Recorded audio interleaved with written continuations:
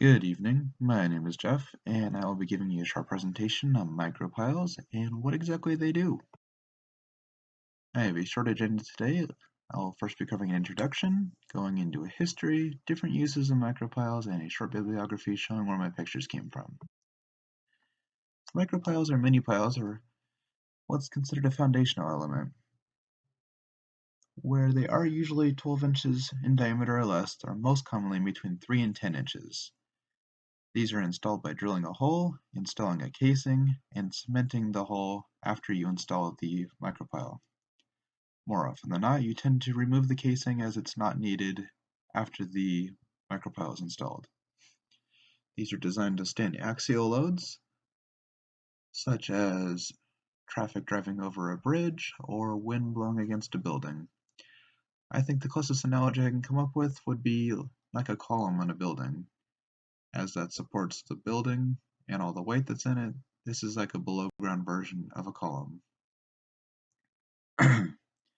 These are first designed in the 50s to underpin existing structures that were damaged during World War II.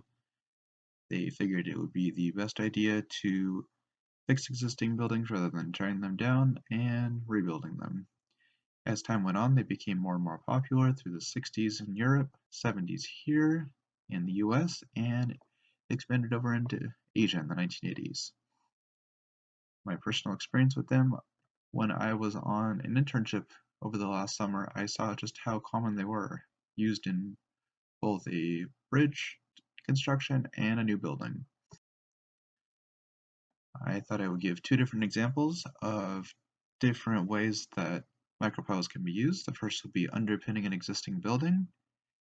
This would be best for an existing or weakened structure, and also can commonly be used if the soil properties have changed, because it can cause the foundation to fail right out from underneath the building.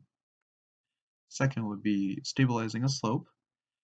If you have a slope that tends to have a lot of runoff when it rains, then it makes sense to try to stabilize it by drilling into a hillside and installing a micropile into the bedrock underneath the hills, so that way it can make the area more livable and causes less damage in the future.